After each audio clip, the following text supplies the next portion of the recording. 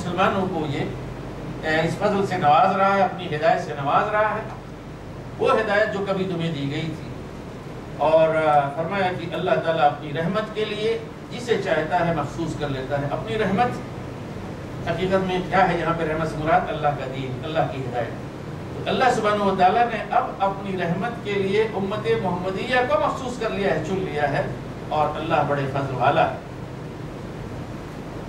ومن أهل الكتاب من إن تأمنه بقنطار يؤديه إليك ومنهم إن تأمنه بدينار لا يؤديه إليك إلا ما دمت عليه قائما ذلك بأنهم قالوا ليس علينا في الأميين سبيل ويقولون على الله الكذب وهم يعلمون بلى من أوفى بعهده واتقى فإن الله يحب المتقين إن الذين يشترون بعهد الله وأيمانهم ثمنا قليلا أولئك لا خلاق لهم في الآخرة ولا يكلمهم الله ولا ينظر إليهم يوم القيامة ولا يزكيهم ولهم عذاب أليم وإن منهم لفريقا يلوون ألسنتهم بالكتاب لتحسبوه من الكتاب وما هو من الكتاب ويقولون هو من عند الله وما هو من عند الله ويقولون على الله الكذب وهم يعلمون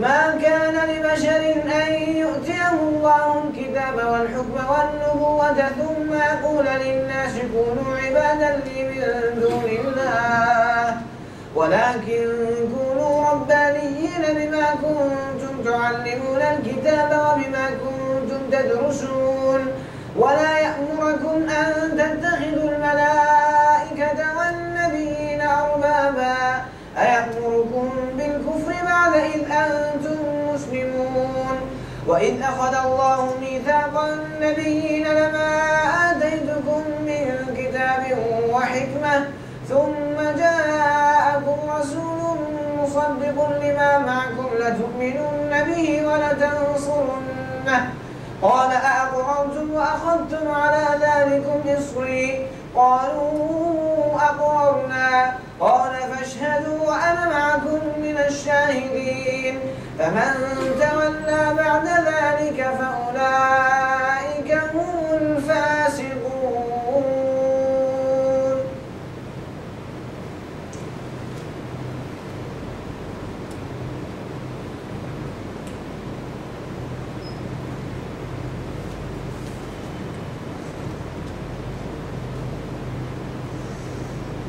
اہل کتاب میں کوئی تو ایسا ہے کہ اگر تم اس کے اعتماد پر مال و دولت کا ایک ڈھیر بھی دے دو تو تمہارا مال تمہیں ادا کر دے گا، اور کسی کا حال یہ ہے کہ اگر تم ایک دینار کے معاملے میں بھی اس پر بھروسہ کرو تو ادا نہ کرے گا الا یہ کہ تم اس کے سر پر سوار ہو جاؤ۔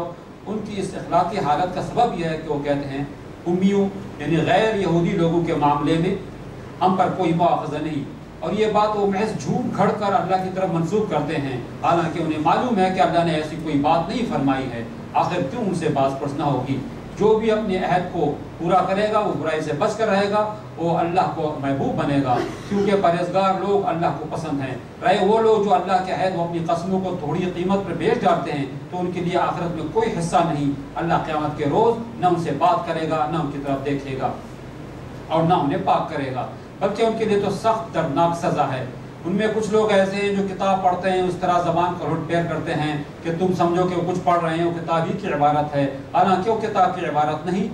وہ کہتے ہیں کہ یہ جو کچھ ہم پڑھ رہے ہیں یہ خدا کی طرف سے ہے، حالانکہ وہ خدا کی طرف سے نہیں ہوتا۔ وہ جان بوجھ کر جھوٹ بات اللہ کی طرف منسوخ کر دیتے ہیں۔ کسی انسان کا یہ کام نہیں ہے کہ اللہ تو اس کا کتاب ہو حکم و نبوت عطا فرمائے اور لوگوں سے کہے کہ اللہ کے بجائے تم میرے بندے بن جاؤ۔ وہ تو یہی کہے گا کہ سچے ربانی بنو، جیسا کہ اس کی کتاب کی تعلیم کا تقاضا ہے، جیسے تم پڑھتے پڑھاتے ہو۔ وہ تم سے یہ ہرگز نہیں کہے گا کہ فرشتوں کو یا پیغمبروں کو اپنا رب بنا لو۔ کیا یہ ممکن ہے کہ ایک نبی تمہیں کفر کا حکم دے جبکہ تم مسلم ہو؟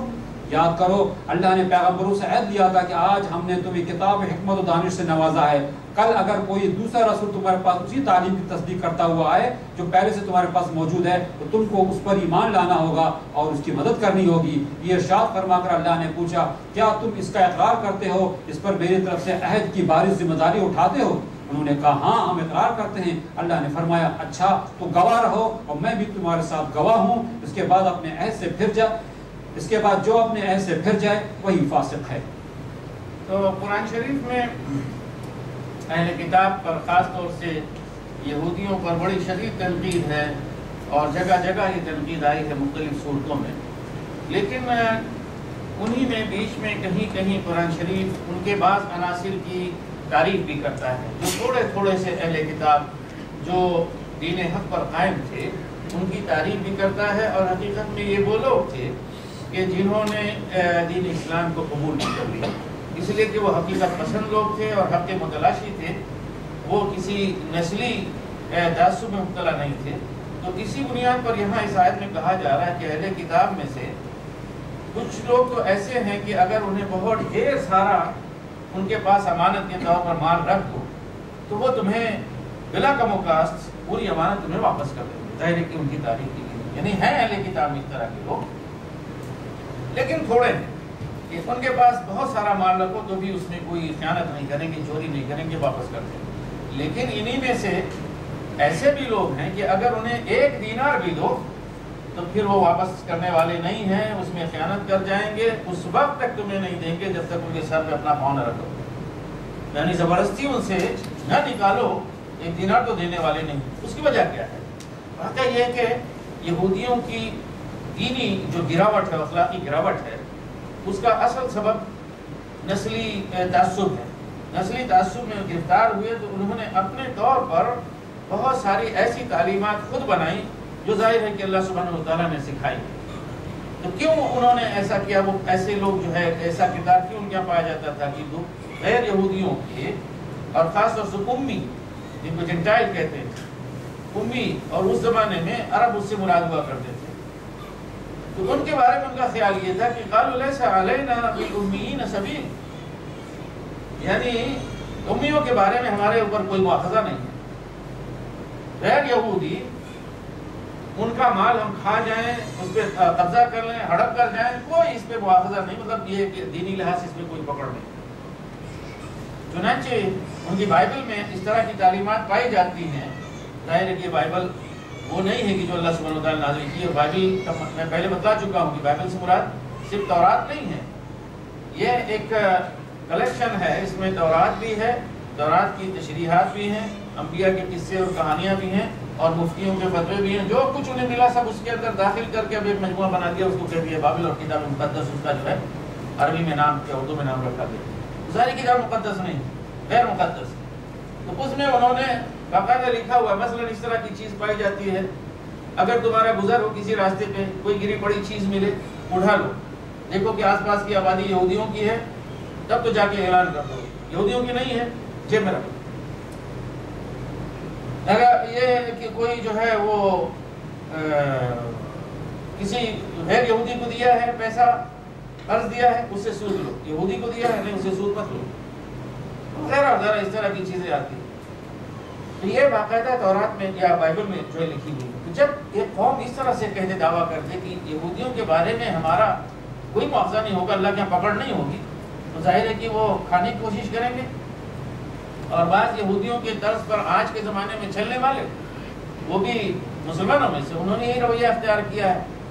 یعنی وہ میلان ہے ان کا, نفسانی میلان حرام کھانے کا, تو اسے فتوے کی شکل دے دیتے ہیں یا دینی شکل دے دیتے ہیں. کہتے ہیں کہ بھی مثلا سود جو ہے نا, ہاں یہ لینا بالکل حلال ہے, کیونکہ وہ غیر یعنی مسلمانوں کا بینک نہیں ہے, وہ کیا ہے, کافروں کا بینک ہے, اس لیے ان سے لینا چاہیے. اور ہمارا ایک گروہ ہے مسلمانوں میں جو مسلمان کہا جاتا ہے, واللہ علم ہے مسلمان کی نہیں, تو انہوں نے باقاعدہ فتویٰ دیا ہے کہ غیر مسلموں سے جو بھی ملے وہ حلال. ظاہر ہے کہ رسول اللہ صلی اللہ علیہ وسلم کی سیرت, آپ کا کردار, آپ کی تعلیمات بالکل اس چیز سے پاک ہے. بلکہ غیر مسلموں کے بارے میں رسول اللہ صلی اللہ علیہ وسلم کا جو رویہ ہے, ایک دو نہیں میں اگر گناؤں تو کسی بھی درس ختم ہو جائے. آپ جانتے ہیں کہ رسول پاک صلی اللہ علیہ وسلم جب ہجرت کر کے آ رہے تھے مکہ سے مدینہ, تو اپنے گھر میں حضرت علی کو کیوں انہوں نے سلایا تھا, کیوں وہاں چھوڑ کر آئے تھے؟ اس لیے کہ رسول اللہ صلی اللہ علیہ وسلم کے پاس اس وقت بھی مشرکین کی اور کفار کی امانتیں موجود تھیں, اور آپ کو اپنی جان کا خطرہ تھا, آپ کی جان لینے کے لیے وہاں پہ مشرکین آپ کے گھر کا جو ہے محاصرہ کیے ہوئے تھے۔ ایسی حالت میں رسول اللہ صلی اللہ علیہ وسلم نکلتے ہیں اور حضرت علی کو اپنے بستر پر سلا کے جاتے ہیں کہ یہ امانتیں سب کو دے کر واپس کر کے تب بھی تم مدینہ آنا۔ یہ ہے رسول پاک صلی اللہ علیہ وسلم کا کردار۔ ان کی طرف نسبت رکھنے والے لوگ کہتے ہیں کہ بھئی کون سا بینک ہے، فلاں بینک ہے، وہ یہودیوں کا بینک ہے، عیسائیوں کا بینک ہے، اسے تو اس میں اس کا انٹرسٹ جو ہے مسلمانوں کے لیے حلال طیب، یہ غلط بات ہے۔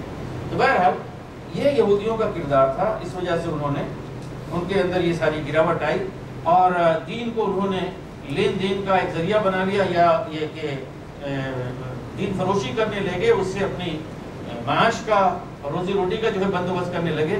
پھر یہودیوں کے ہاں یہ بھی تھا، آیت نمبر 78 بتلایا گیا کہ یہ اپنی باتیں، یعنی خود کوئی بات اپنی لکھتے ہیں، کوئی فتویٰ ہے، کچھ ہے، اس کو اس طرح سے تلاوت کرتے ہیں، پڑھتے ہیں کہ جسے معلوم ہو کہ اللہ کی کتاب ہے۔ جیسے ہمارے آپ دیکھیں کہ جمعہ کا خطبہ کس طرح سے ہوتا ہے ہندو پاک میں، معلوم ہوتا ہے قرآن شریف پڑھا جا رہا ہے، الحمدللہ تو خیر اتنا حصہ ہے، لیکن باقی خود میں پڑھنے والے کو معلوم ہے، سننے والے کو معلوم ہے کیا ہے۔ سننے والا اگر وہ ہے تو وہ سمجھے گا بیچارہ کہ قرآن ہی پڑھا جا رہا ہے، اس میں قرآن کہاں پڑھا گیا، حدیث کہاں پڑھی گئی، کہاں عام انسانوں کی بات آئی، اور کچھ پتہ ہی نہیں چلتا، اور آج تک خود میں وہی پڑھا جا رہا ہے کہ جو دعائیں ہوتی ہیں واقعہ یہ ہے کہ لوگوں کو پتہ ہی نہیں کہ کیا کر رہے ہیں۔ تو یہاں پہ کہا گیا کہ یہودی بھی یہی حرکت کرتے ہیں کہ وہ اس طرح سے اپنے فتووں کی تلاوت کرتے ہیں کہ لوگ سمجھیں کہ ہاں یہ تو اللہ کی کتاب پڑھ رہے ہیں۔ تو آج ہمارے ہاں بھی اسی طرح سے ہوتا ہے، خطبہ نکاح پڑھا جاتا ہے، زور سے اما بعد، تو معلوم ہوتا ہے کہ تلاوت اما بعد پہ اتنا زور لگاتے ہیں کہ معلوم ہوتا ہے کہ ساری تلاوت اسی پہ ختم ہو گئی۔ ٹھیک ہے، تو یہ مطلب یہ کہ اپنی بات کو اللہ کی کتاب میں، اللہ کے کلام میں جو ہے گھسیڑنے کی اور اسے ملانے کی کوشش کرتے ہیں۔ پھر فرمایا کہ جو یہ انبیاء کے بارے میں اور بزرگوں کے بارے میں ان کے عقائد تھے، ان کی تقدیس کرتے تھے، ان کی ربوبیت کے قائل تھے، یا کہہ لیجئے کہ جو حقوق اللہ کے تھے ان کو دیتے تھے، جو اختیارات اللہ کے تھے ان کو دیتے تھے، فرمایا کسی بشر کا یہ کام نہیں، اور وہ بھی کون بشر؟ وہ بشر کہ جسے اللہ کتاب سے نوازے، حکمت سے نوازے، نبوت سے نوازے، تو پھر یہ نوازنا، کتاب اسے عطا فرمائی جائے، نبوت دی جائے اور حکمت عطا کی جائے، اور پھر وہ جا کے لوگوں سے کہے کہ میرے بندے بن جاؤ۔ وہ نبی، وہ شخص، وہ انسان ایسا کر سکتا ہے کہ جسے نبوت ملی وہ اللہ کے بجائے لوگوں کو اپنا بندہ بنانے کی کوشش کر دعوت دے؟ ایسا نہیں ہو سکتا۔ وہ تو صرف یہ دعوت دے گا کہ تم اللہ والے بنو، لیکن قولوا ربانیین، ربانی کا مطلب کیا ہے؟ اللہ والے، خدا ترس لوگ، ربانی لوگ بنو۔ اور نہ ہی وہ تمہیں اس بات کا حکم دے گا کہ فرشتوں کو یا نبیوں کو ارباب بنا لو، ہاں وہ تمہیں کفر کا حکم دے گا جبکہ تم مسلمان ہو۔ اگلی آیت میں رسول اللہ صلی اللہ علیہ وسلم کے بارے میں جو قدیم بشارت پائی جاتی ہے ان کے ہاں، یہودیوں کے ہاں، اور وہی چیز منتقل ہو کر عیسائیوں کے ہاں، اس لیے کہ حضرت عیسیٰ علیہ السلام کی بعثت سے تورات منسوخ نہیں ہوئی۔ آپ انجیل پڑھیں، انجیل میں یہ بات حضرت عیسیٰ نے فرمائی ہے کہ تورات کا ایک حرف بھی نہیں بدلا جائے گا۔ یہ عیسائیوں کا سینٹ پال کا بنایا ہوا وہ اس کی عیسائیت ہے کہ جس نے پوری شریعت کو منسوخ کر دیا۔ عقائد ایک چیز ہوتے ہیں، دوسری چیز شریعت ہوتی ہے جو قابل عمل چیز ہوتی ہے۔ سینٹ پال نے اپنے لوگوں سے ساری شریعت اور شرعی قوانین منسوخ کر دیے، جبکہ حضرت عیسیٰ نے کہا تھا کہ تورات کا ایک ایک حکم نافذ ہوگا، اس کا کوئی